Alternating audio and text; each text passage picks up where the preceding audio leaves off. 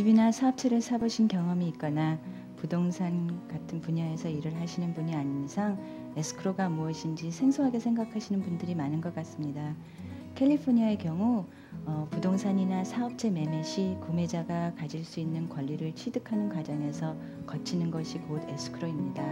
즉 바이어와 셀러 사이에서 동등한 입장으로 공정한 매매가 거래될 수 있도록 도와주는 회사입니다. 캘리포니아 주법은 에스크로가 필수 조건은 아니지만 에스크로를 열지 않은 소유권의 명예이전이나 채무, 세금 미납 등의 재반되는 문제들이 해결되지 않은 부동산이나 동산을 취득했을 경우 거기에 따른 부채 및 법적에 대한 문제를 바이어가 전적으로 책임을 지게 되므로 에스크로를 열지 않은 매매는 위험 부담이 크다고 할 수 있습니다. 일반적으로 에스크로를 오픈한다고 하는데요. 이는 즉 셀러와 바이어가 Purchase Offer and Deposit Receipt이라는 매매 계약서에 서명을 한 후 그 매매가 성립될 수 있도록 에스크로를 오픈하는 것을 말합니다. 자, 그럼 우리 에스크로가 어떻게 진행되는지 한번 보실까요? 에스크로 진행은 에스크로 인스트럭션에 따라 이루어지는데 이것은 메인 컨트랙상에 명시된 조건들을 근거로 작성하게 됩니다. 이 에스크로 지시사항들에는 바이어와 셀러, 쌍방이 요구하는 조건들이 명시되어 있으며 반드시 셀러와 바이어에 의해서 서명이 되어야 합니다. 또한 이 문서는 매매 계약서만큼 중요한 것이므로 사인하신 모든 문서는 반드시 카피본을 받아서 보관하시는 것이 좋습니다. 에스크로의 첫 번째 역할은 공정한 거래가 이루어지도록 하는 것인데 바이어가 셀링 프라이스의 3%를 에스크로 디파짓으로 넣어두며 이것을 가지고 에스크로에서 필요한 재정 경비를 쓰게 됩니다. 그리고 에스크로가 진행되는 동안 이 대금은 모든 조건들이 이행되기 전까지는 바이어의 소유이며 에스크로에 넣어둔 부동산 타이틀은 셀러의 소유로 남아 있습니다. 이때 에스크로 회사에서는 셀러와 바이어 사이의 문서 정리부터 융자 회사와의 업무 연락, 매매 대금의 지불, 매매서에 기재된 쌍방의 합의 내용, 소유권 명의 이전, 소유권 보존을 위한 부채, 세금, 보험 문제, 소유권의 등기 등 일체의 요구사항이나 협의사항 등을 대행하게 됩니다. 한편 에스크로 수수료는 일정 금액이 부과되는 것이 아니라 주택 매매 가격에 따라 달라집니다. 에스크로 기간은 보통 30일에서 45일 정도인데 에스크로 종료 전에 융자가 나오지 않아 에스크로 기간을 넘기게 되면 바이어들이 셀러에게 일정 벌금을 내거나 계약이 파기되는 경우도 있으므로 에스크로 기간을 충분히 잡는 것이 중요합니다. 한편 에스크로의 종료 시점은 융자가 결정되어 에스크로 회사에 잔금을 치르고 융자 서류와 그 외의 에스크로 서류들의 서명을 한 뒤 2, 3일 후 융자 금액이 지불되고 소유권 등기를 하게 되면 끝나게 되는 것입니다. 집을 사시는 것은요, 집을 사시는 기쁜 일만이 아니라 집을 사는 계약을 하시는 그런 일이라고 생각을 하셔야 됩니다. 이런 경우 계약서가 두 개라고 생각을 하시면 되는데요. 첫째는 Purchase Agreement, 즉 집을 사는 계약서. 두 번째는 잘 아시는 이제는 Escrow Paper도 작성을 하셔야 됩니다.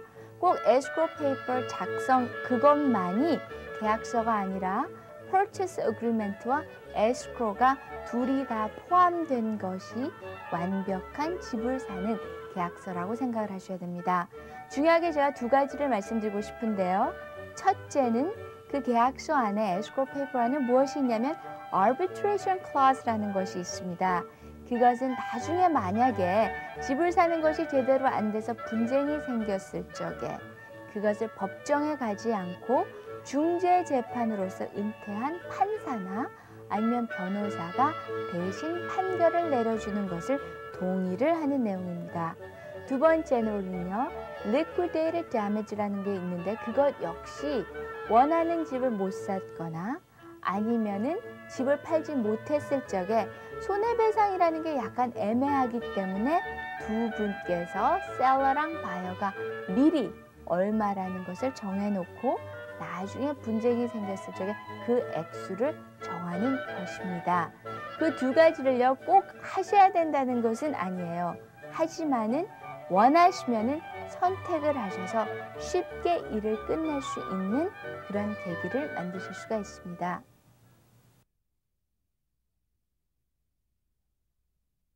As a buyer, you may ask yourself, what is title insurance and why do I need it? The purchase of your home is most likely one of the most important purchases you'll ever make. You and your mortgage lender want to make sure that when the deal is closed, that property is yours, and that no individual or governmental agency has a right or claim to your property. The title insurance company is in business to make sure your rights and interests to that property are clear and that the transfer of title takes place efficiently and correctly. On your purchase, the title company issues two types of policies: an owner's, which insures you, the new owner, and a lender's policy, which protects the lender. Both policies are issued at the time of purchase for a modest one-time premium. Before issuing the policy, the title company performs an extensive search of the relevant records on the property. Our goal is to determine any problems and correct them prior to the closing date. Once the deal is closed, the title company issues the title insurance policies. Equity Title highly recommends the ALTA Eagle policy. This policy provides the absolute best protection for the buyer and some post-policy or after closing coverages that were previously never offered before.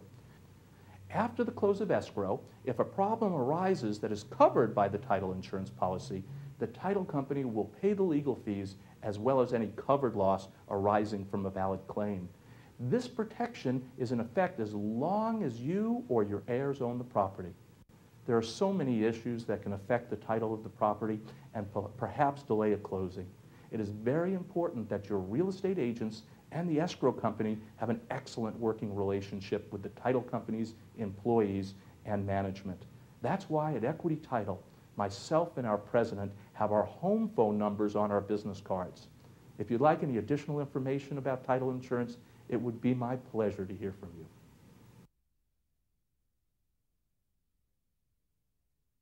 짧은 시간에 융자에 관한 설명을 다 할 수는 없고 아주 간략하게 설명드리겠습니다.